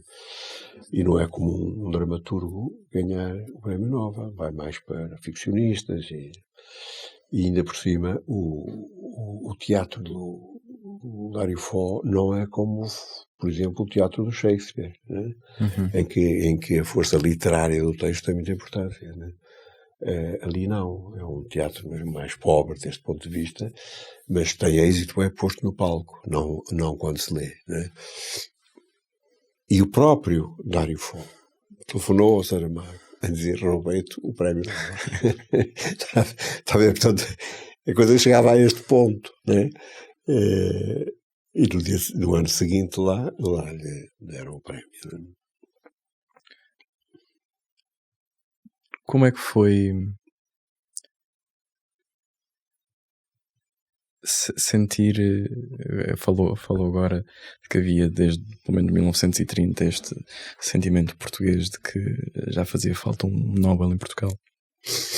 Como é que foi sentir esse enchente de amor, não só por um artista português, mas também por um amigo, como o Saramago era para si? Bom, isto foi a coisa mais importante do ponto de vista profissional que aconteceu na minha vida, não é? Portanto, indiscutivelmente o Prémio Nobel é um prémio de enorme prestígio, não é? Em todo o mundo, não é? Não quer dizer que todas as decisões sejam corretas lá dos senhores da Academia. A decisão, os académicos são, não sei se são 12, são 15, uma coisa assim, 17, não é muita gente, mas são eles que decidem, não é? E não são condicionados por nada.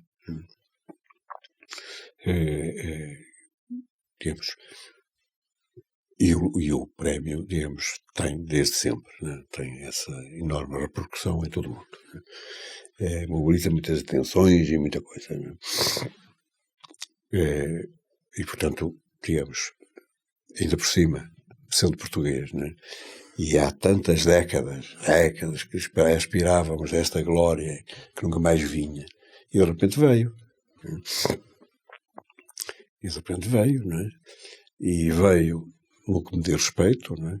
Para um escritor que eu publico desde sempre. Eu é que o publico. Não foi por isso que lhe deram o prémio Nobel. Nem me dão prémio nenhum. Nem sequer um mini Nobel a mim, que sou editor. Em todo o caso, eu estou lá. Né? De alguma maneira, eu estou. Ando por aí perto, não é? E, portanto, isto também me cabe a mim. Digamos, uma parte desta glória também me cabe a mim. E, digamos, e, portanto, bom, quer dizer, é um acontecimento realmente extraordinário. E, por outro lado, por diversas circunstâncias, e nomeadamente por essa expectativa, digamos, para a repercussão mundial que o Prémio Nobel tem, por a expectativa que nós há décadas tínhamos de quando é que será a nossa vez, né? O país inteiro reagiu. Né?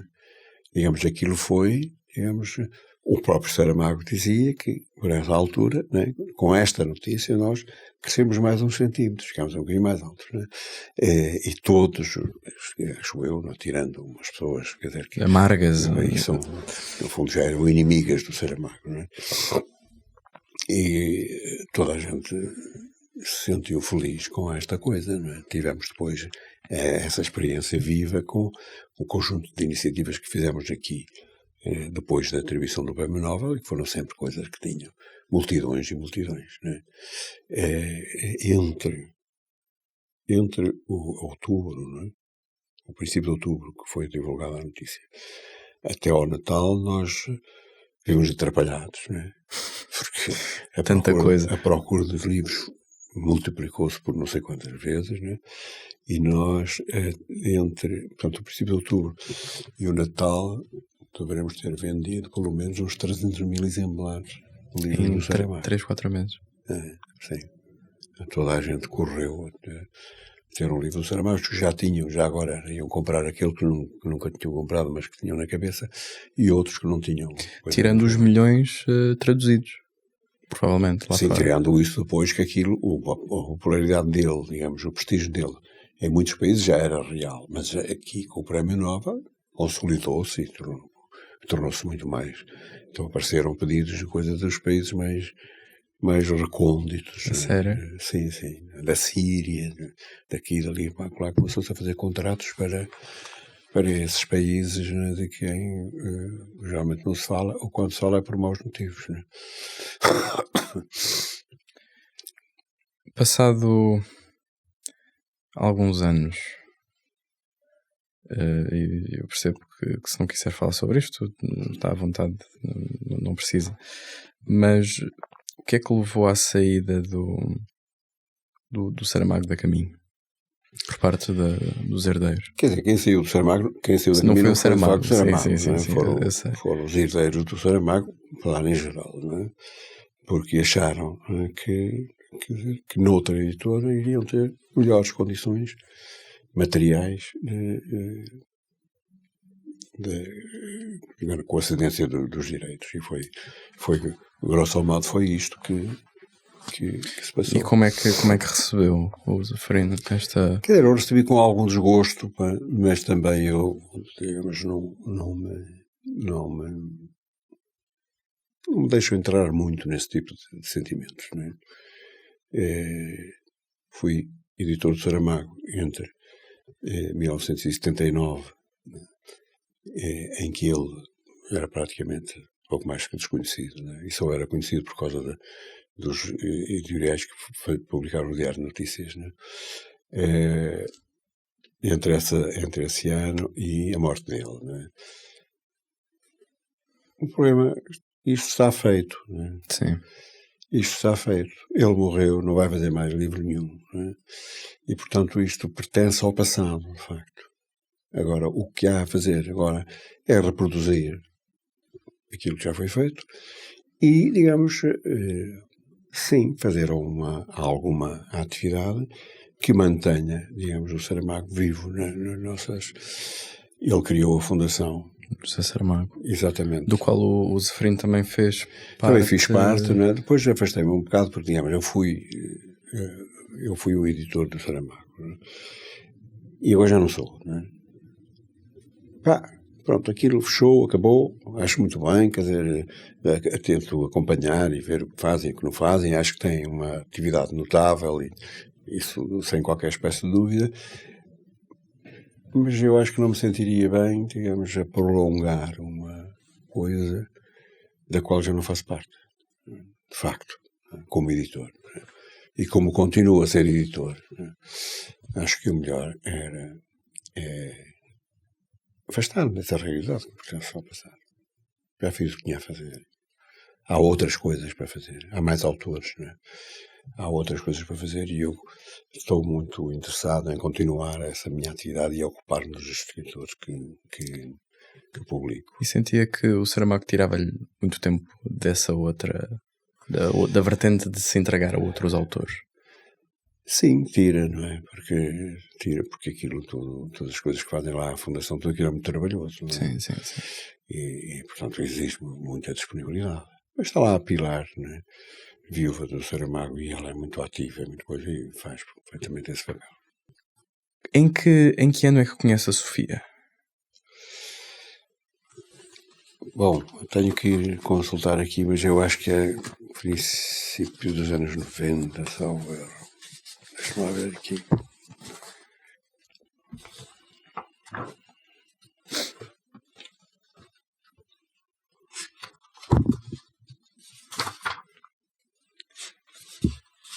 E também como é que se depara com a Sofia? 90. 90?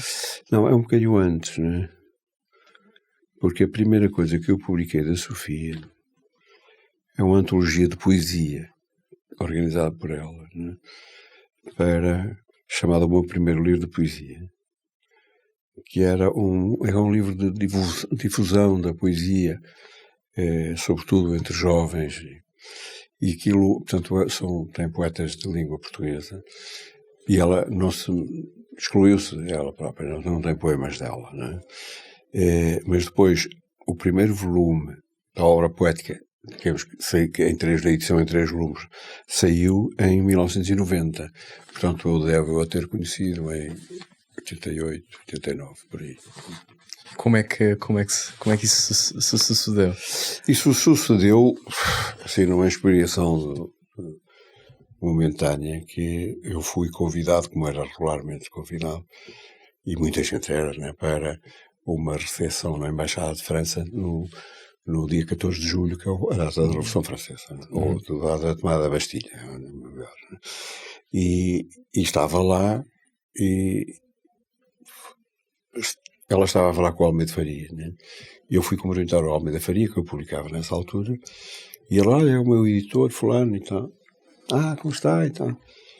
E naquela altura tive assim, uma ideia, e disse, e já agora aproveito, porque é muito difícil o acesso à sua obra, porque está publicada em várias editoras, umas vezes está esgotado, não é nada fácil. Se estivesse de acordo, eu podia-lhe fazer uma proposta de editar toda a sua obra poética, 1 volume, 2 volumes, 3 volumes, se quiser eu faço-lhe uma proposta. Isso é uma boa ideia. Apareça lá por casa e tal.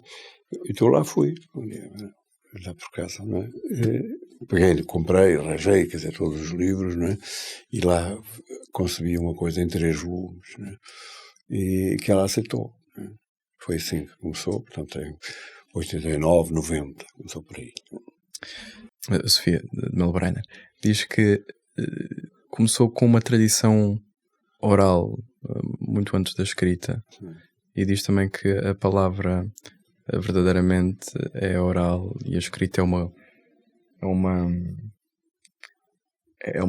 coisa que é uma noção de algo que lhe é anterior. Qual é que é a maior diferença entre editar-se poesia de uma pessoa como a Sofia de Melbrenner e editar-se um grande romance de um Saramago, de um Miyakoto? Qual é a maior dificuldade de se editar poesia? Eu publiquei a Sofia, ou melhor, republiquei, não é? Digamos, tudo aquilo é constituído, esses 3 volumes são constituídos por livros, uma reunião de livros que já existiam, não é? E até já tinha muitas edições, não é? Agora, é preciso um grande respeito por uma pessoa como a Sofia, não é? E este respeito é preciso um certo fascínio por aquilo que ela escreve e por aquilo que ela pensa, não é? Se as duas coisas não estão juntas, a relação com ela pode ser difícil, não é? Porque ela vive noutro mundo, não um mundo... Não. Ou melhor, ela também vive no mundo do cotidiano, não é? Mas, digamos, vive também no outro mundo, não é? E fica muito irritada quando a tiram do outro mundo e a puxam para o cotidiano, não é? Ela fica muito irritada. Portanto, é preciso ter esta concepção. A poesia dela digamos, é uma coisa que, digamos, que lhe nasce dentro dela, de facto. Como se ela estivesse a ouvir uma coisa que vem, uma voz que vem de fora, né? E que toma forma dentro da cabeça dela. Ela também diz que a poesia é a sua explicação com o mundo. Né? E porque é a poesia, não é? é através da poesia que nós podemos encontrar um ponto de unidade com o mundo e com a natureza. Não é? Isto é muito importante na filosofia, na poesia da Sofia. Esta ideia está sempre muito presente. Portanto, a afirmação dela, não é? E o regozijo quando se consegue, não é? Encontrar o verso perfeito, não é? Porque o verso perfeito corresponde, digamos, são palavras, não é? Mas essa perfeição das palavras corresponde à perfeição do mundo, não é? E isto tem muito que ver, embora eu acho que ela não gostaria de que eu dissesse isso, não é? Isto tem muito que ver, não é? Com uma corrente da filosofia e da literatura alemã que no século XVIII, não é? Com Novalis, com Hölderlin, não é? E depois dos grandes cientistas da época, não é? A ideia da morte de Deus, não é? Deus morreu, de alguma maneira a ciência matou Deus, não é? Mas nós não podemos viver sem o divino. Certo. E então, o que é que faz essa? Já não é teologia, não são propriamente as igrejas, é a poesia que faz essa religação, não é? Entre o mundo e cada um de nós. Entre o divino e cada um de nós. O divino está no mundo. No mundo. Uhum. É muito curioso que ela era profundamente católica, isso sem qualquer espécie de dúvida, não é? Mas ao mesmo tempo na poesia ela era muito pouco católica, porque ela na poesia ela interpreta, lê e vê um Deus que está nas coisas, não é? Deus é a curva da onda, isso é Deus. A perfeição da curva da onda. Isso é Deus. Deus é isso. Deus é, digamos, até nos atos humanos, que são as colunas de Sunion, do templo de Sunion, que fica no extremo sul da Grécia continental. E digamos, isso, a relação com a luz, não é? Isso é Deus. Deus está aí. A gente toca Deus, não é? Ela sente uma grande saudade da altura, do momento em que, na Grécia clássica, Deus era assim, Deus estava ali. Não é? E, portanto, e tem imensos poemas em que, digamos, esta imanência de Deus, não é? Como é que ela lidava, digamos, com a sua crença num Deus transcendente, que é o Deus da Igreja Católica, não é? E aquele Deus imanente que ela sentia na natureza, não é? Como é que ela concilia, digamos, uma filosofia na poesia, uma filosofia que tem muito de spinoziano, não é? Com a transcendência do Deus cristão, católico, não é? Eu acho que ela não resolve isto, não é? Há esta contradição, mas quer dizer, nós vivemos geralmente de contradição, né? Vivemos nisto. Digamos, eu acho que ela não gostaria muito que eu fizesse esta análise, porque no fundo, digamos, é apontar uma contradição que geralmente incómoda, não é? Mas quer dizer, esta é a minha opinião. Bom, não? E acha que torna-se mais difícil ler poesia de outros autores depois de se ler Sofia? Bom, eu fiquei muito obcecado pela poesia da Sofia, né, que eu conhecia mal, né, mas depois, quer dizer... Depois de ter editado... Quer dizer, com a edição e com o trabalho de edição, li, reli, voltei a ler e fiquei muito absorvido com aquilo, sobretudo porque a poesia da Sofia, ao contrário de outros poetas, não é, tem um conteúdo muito forte. É? Tem um conteúdo? Tem uma filosofia por trás. Não é? A poesia é a sua explicação do mundo. Não é? não é uma assemblagem de palavras para produzir um dado efeito. Não é isso. Não é? Aliás, há uma obra, um texto em prosa, em que ela explica a sua poesia, que é uma coisa maravilhosa, que eu acho que toda a gente devia ler. Eu, se fosse professor de filosofia, começava o ano exatamente com este extraordinário texto, né? Que não sei se alguma vez alguém em qualquer parte do mundo escreveu uma coisa tão clara, tão evidente e tão profunda acerca do que é a poesia. E como é que se chama? É a Obra Poética 2. É um texto de uma página e pouco, não é? Mas que é extraordinário. Eu, se tivesse levado a filosofia a sério, já tinha escrito vários livros sobre esse texto.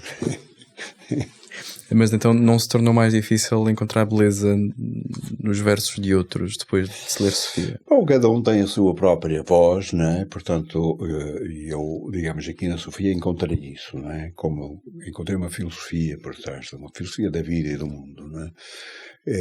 E isto, digamos, um grande número de poetas, não é assim? E ela está nesta tradição, dentro desta tradição alemã, digamos, do século XVIII, em que a poesia, digamos, faz as vezes, né, da religião. Né? Isso encontra-se nesses poetas. Esses poetas defendem esta ideia, né? Uma vez que já não se pode acreditar no Deus das religiões que existem por aí, né? O que é que nós vamos fazer? E então, digamos, através da poesia nós conseguimos essa união, né? com o mundo e com a natureza. O Zeferino é religioso? Não sou religioso, sou ateu, não é? Mas consegue ver e notar a importância da religião Não, isso sem dúvida, não é? Na relação do homem com o mundo. Isso sem dúvida. A religião faz um papel, né? E esse papel é imprescindível. Sobre isso eu não tenho a menor das dúvidas. Isto porquê? Digamos, porque nos é muito difícil aceitar que nascemos e morremos e acabou, não é? Acabou mesmo. Isso é o que eu acho, não é? Acabou, não é? Portanto, mas como, digamos, não consigo acreditar num Deus com aquelas características de omnipotência, que é um Deus fora do mundo, omnipresença, e fora do mundo, que está no mundo, mas está fora, como eu não consigo acreditar nisso, porque acho que, digamos, a ciência, todas as ciências constantemente mostram exatamente o contrário, isto é a minha opinião, mas em todo o caso, digamos, é preciso, digamos, nós encontrarmos um elo de ligação com a natureza, não é? Os animais não precisam disso, não é? Mas nós precisamos, não é? Porque nós somos a natureza que se pensa a si própria, não é? E, portanto, e como a vida nos afasta e nos corta da natureza, a gente precisa e eu também acho que a poesia, não é? Pode desempenhar com eficácia esse papel, não é? Mas, quer dizer, tudo isto são ideias minhas, não é? Sim. E como vê, eu não fui um grande estudante de filosofia, enquanto por lá andei.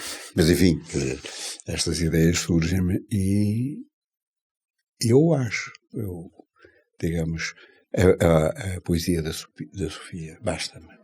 Para este efeito, basta-me a poesia da Sofia. Para a reconciliação com o mundo, basta... Exatamente.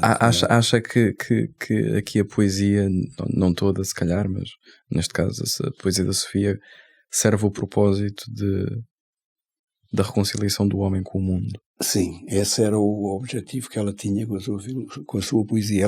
Ela escrevia poesia porque ela pensava assim, não é? Porque ela era assim.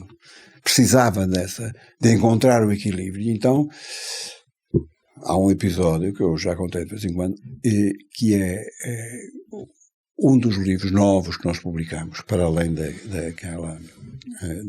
antologia do conjunto da obra galada já publicada, foi o Buzo de Cós e outros poemas, né?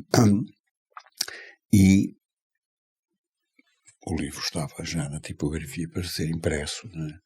E ela telefonou. Olha.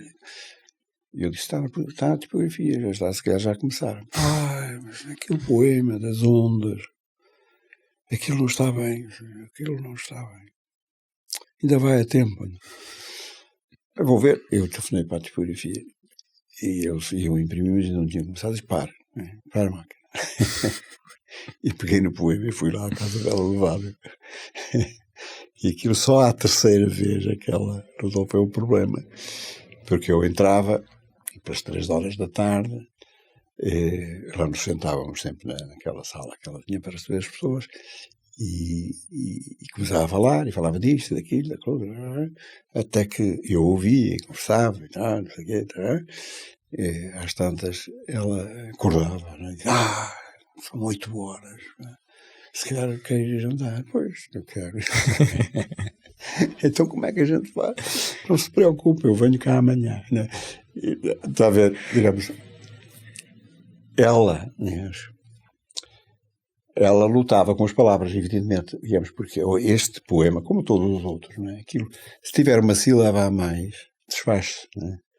Se eu não tiver aquela música, não é? De acordo com o que ela diz nessa obra poética 2, não é? O poema não existe e, portanto, o efeito do poema não existe. Essa coisa de nós nos sentirmos membros, fazendo parte da natureza e estar em comunhão com ela. E aquela coisa, ondas, voz, não sei o quê, aquilo tem uma música, uma espécie de música celestial, não é? E a gente entra no poema e fica lá. E era isso que ela procurava. Do que é que sente mais saudades da Sofia? Sinto saudades de fazer coisas delas, de lá ir, das conversas com ela. Não é? Era sempre uma coisa muito, muito interessante. Não é que falássemos de grandes coisas, não é? Mas ela era uma mulher com um extraordinário sentido do humor, não é? Muito fino, um humor muito fino. Conversava, falava. Sinto muita falta disso, não é? Eram umas tardes, aparentemente não decidimos nada, não é? Era só conversa, não é? Mas eram umas tardes que eu adorava, não é? E também eu me perdia, a canção dela é que dizia 8 horas, não é? Eu tinha que ir para casa. Sinto muitas saudades dela, assim. Sempre tive uma grande admiração por ela, pela maneira como ela é, mas quer dizer, mas isto é preciso, ela podia ser uma pessoa insuportável, não é? Não se podia combinar nada com ela, não é? De fazer planos? Sim, não se podia, digamos, tudo aquilo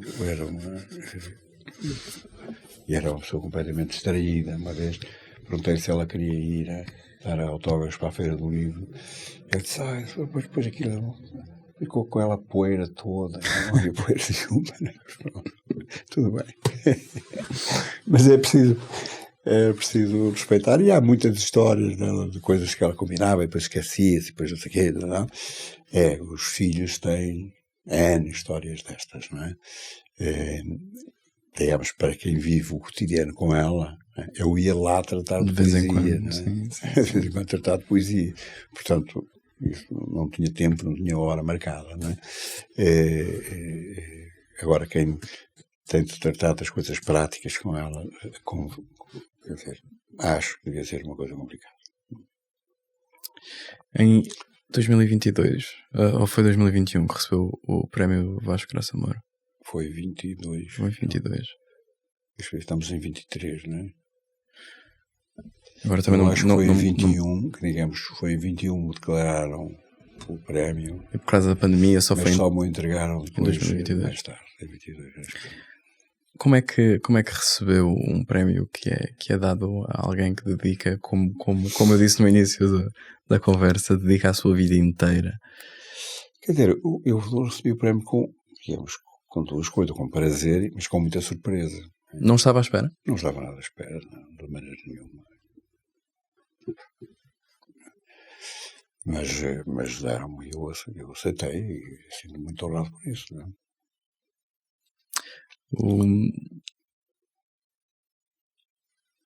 o Zeferino tem, para além do Nobel, tem mais 8 prémios Camões. Sim. Miyakoto, Paulina, Xiziane. Eu gosto muito da Paulina e sei que descobriu a Paulina pela professora Inocência Mata. Sim. Foi a minha professora na faculdade também, literaturas e culturas africanas. E deu-nos a ler o Breve Canto da Perdiz, ou o Alegre Canto da Perdiz, que é um livro fascinante. Sim. O que é que o atraiu? Quando a professora Inocência lhe mostrou a Paulina, o que é que o atraiu à Paulina? Xiziane. Bom, a Paulina, digamos, Paulina tem um estilo muito próprio. Sim, tem. E, de repente, pode até ser um bocadinho, como é que eu diria, ser relativamente difícil a gente aderir àquele estilo. Não é? Acha? Pode ser, não é? Pode ser. Chegaram a perguntar até porquê que você não dá um jeito naquilo e tal, porque que jeito, não é? Sou eu o autor do livro, não é? Ou publico ou não publico, não é? Esse publico é como está, não é?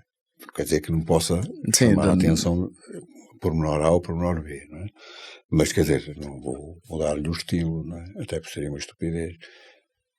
O estilo agrada-me, embora possa aqui ali ter algumas coisas que... Ela disse-me uma vez uma coisa que me um bocado surpreendente, mas que eu acho que é certa. O escritor português que mais a influenciou foi o Júlio Diniz. Eu acho que isto é uma coisa que ninguém diz. Né? É a primeira vez também que... É uma coisa completamente inesperada. Sim.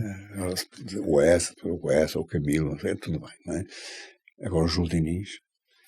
Mas percebe-se os ambientes que ela descreve, que são completamente diferentes, naturalmente, dos ambientes aqui do Minho, destas coisas.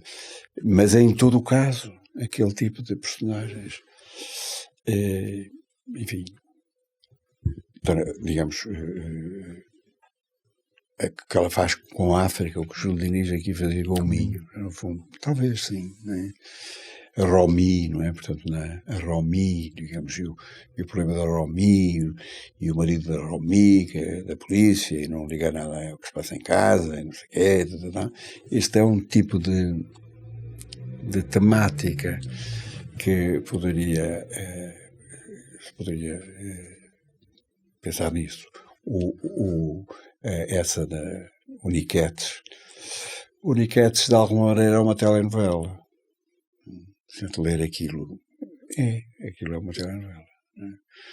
Mas, digamos, ou melhor, podia dar uma telenovela. Né? Porque é mais do que uma telenovela. Né? É muito mais que uma telenovela.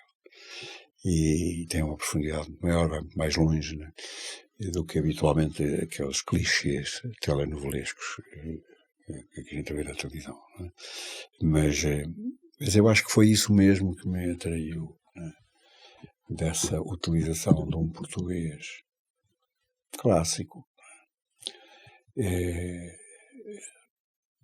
num estilo que se aproxima bastante na caracterização de personagens, na caracterização de situações, né? no uso de ditos, de provérbios e coisas assim, com muita abundância, né?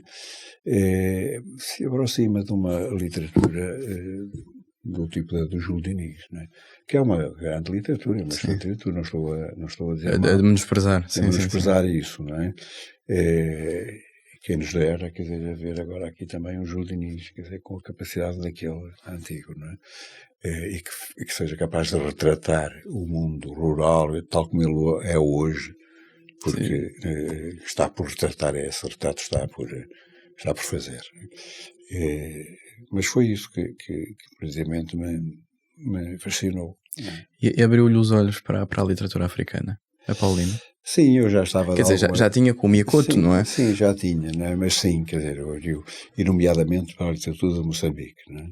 Aquilo, digamos, as bases do que será no futuro a literatura moçambicana já estão lançadas, com o Miyakoto, com o Paulino Cisiano, com o João Paulo Borges Coelho, não é?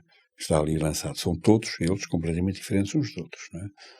E, portanto, aquilo, bom, quer dizer, há é continuar a escrever e a publicar. As bases estão lançadas. E há aqui 3 livros. Você falou no Alegre Canto da Perdiz. E eu acrescentaria, ao Alegre Canto da Perdiz, acrescentaria um livro do Miyakoto, que é O Mapeador de Ausências, e o livro do João Paulo Borges Coelho, que é O Museu da Revolução. Estes 3 livros são essenciais para se compreender o que se passou em Moçambique com a independência. E se nós os lemos todos, eles são todos completamente diferentes, contam história completamente diferentes, o estilo não tem nada a ver um com o outro, mas a gente percebe muito melhor o que foi esse processo de independência de Moçambique, a passagem do tempo da colónia para a independência. Para a independência. Esses são 3 pilares básicos numa futura literatura moçambicana que há de ser escrita, não é? Digamos, para os séculos futuros, não é?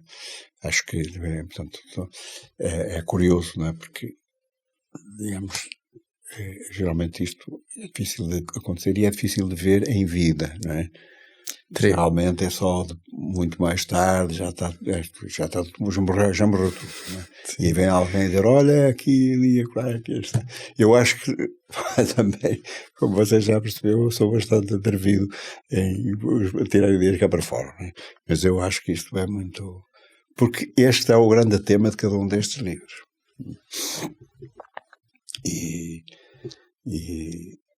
E acho interessante, não é? Esta reflexão que os escritores moçambicanos fazem acerca da sua própria vida, da sua própria condição. Isso é muito interessante, não é?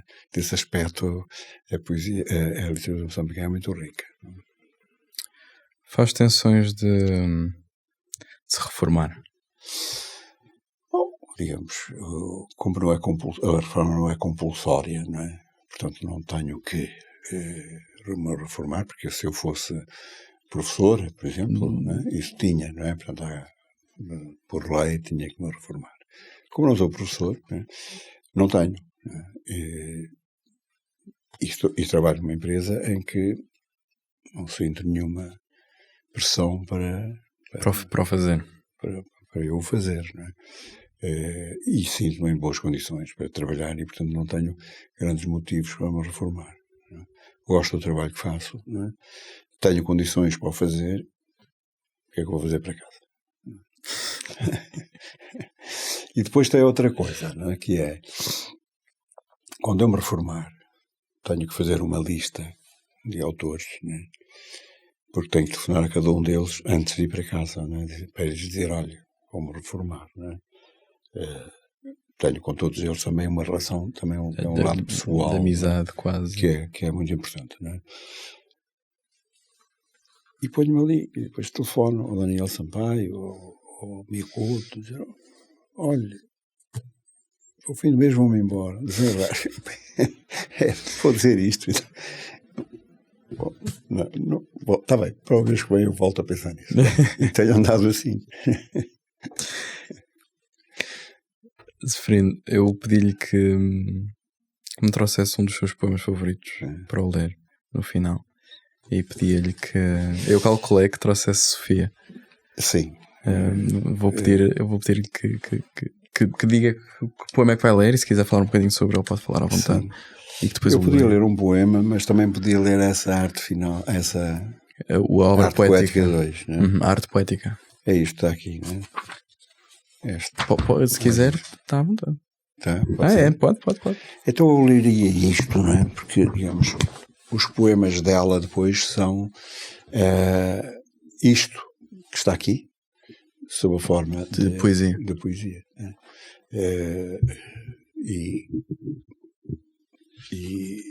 E pronto, digamos, é uma boa introdução à poesia da Sofia e à poesia em geral, né?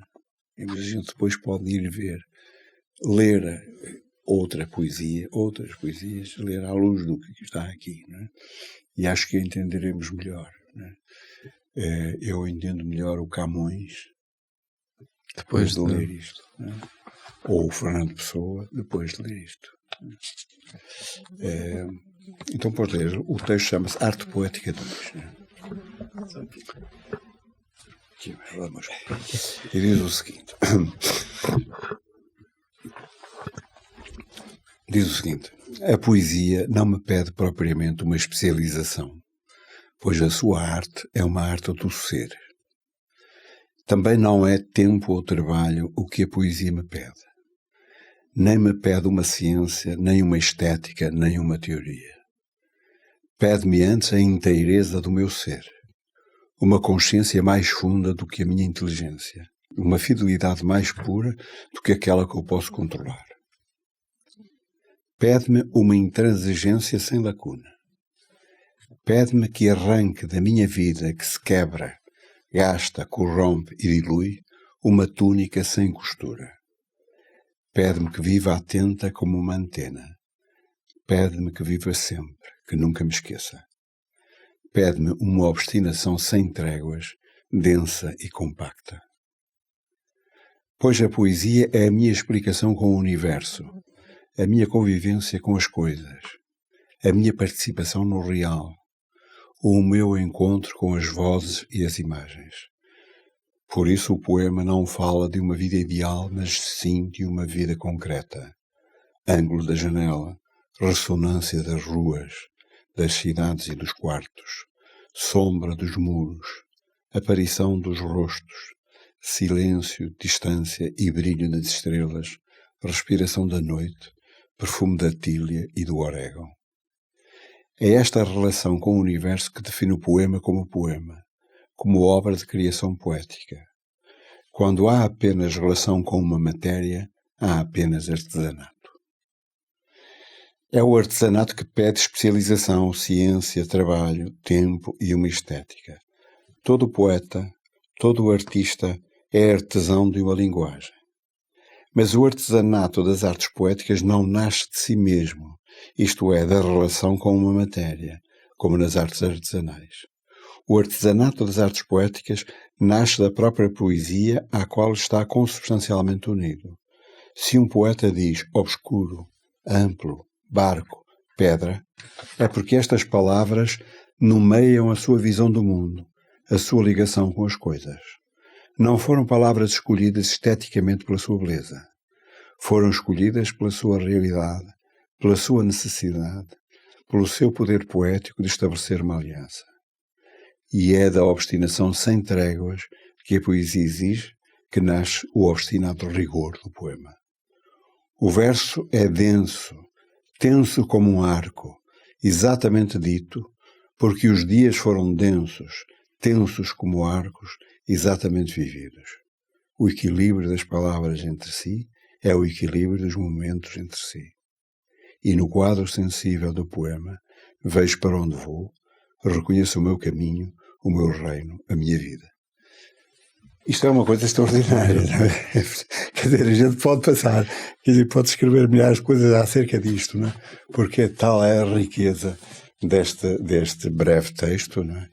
Que é uma teoria da poesia. Está a ver este? Não estava à espera. É extraordinário, isto é extraordinário, a beleza disto, quer dizer, e a profundidade desta coisa, não é? E o cuidado com as palavras, mais uma vez, que ela emprega ela diz o cuidado que os poetas empregam nas palavras, barco, pedra, é porque são uma representação do mundo que vê em ela própria também, com o cuidado que tem, né? Naquilo que diz. Exatamente, porque o poema tem de ser tenso, né? Porque a vida também se vivida com tensamente, né? Portanto, esta relação entre vida e poesia é aqui muito, muito aprofundada e torna-se extraordinariamente claro para nós, não é? A gente pode, digamos, sentir fascínio por uma pessoa que escreve coisas destas, não é? Pode não, uma pessoa temos exatamente, de... portanto, estou a falar para a tipografia, dizer para a máquina, pá, quer dizer, e obviamente para a máquina, quero lá saber do resto, pá, se lhe dá jeito ou se não lhe dá jeito, quero saber disso. Há este tipo de relação que eu tinha com ela, digamos, só tinha com ela. Que bom, Seferino. Agradeço-lhe imenso este bocadinho. Senhor, eu gostei muito. Foi uma honra enorme. Uma honra enorme tê-lo conhecido e uma honra enorme ter podido passar este bocadinho a ouvi-lo falar com tanta sapiência de poesia, que também é algo que me fascina tanto. Espero que possamos voltar a conversar daqui a uns aninhos. Sim, senhor. E obrigado. Um dia deste você vai-me lá levar. Eu dou-lhe agora. Dá-me agora? Tenho. Porque eu fiquei de dar um exemplar à sua mulher, à Ana Maria Magalhães, só que depois não chamar Ubers, foi-se embora e eu esqueci-me. Pronto, e agora eu dou-lhe 2 exemplares. Sim, senhor. E vou-lhe pedir também uma crítica honesta, sim, sim. Que é a única forma que eu sei que também já percebi com que o Seferino trabalha, e é exatamente isso que eu quero também. Sim, mais uma vez, obrigado, Seferino. Pronto. Ficou muito por falar e por isso acho que fica sempre. Fica sempre.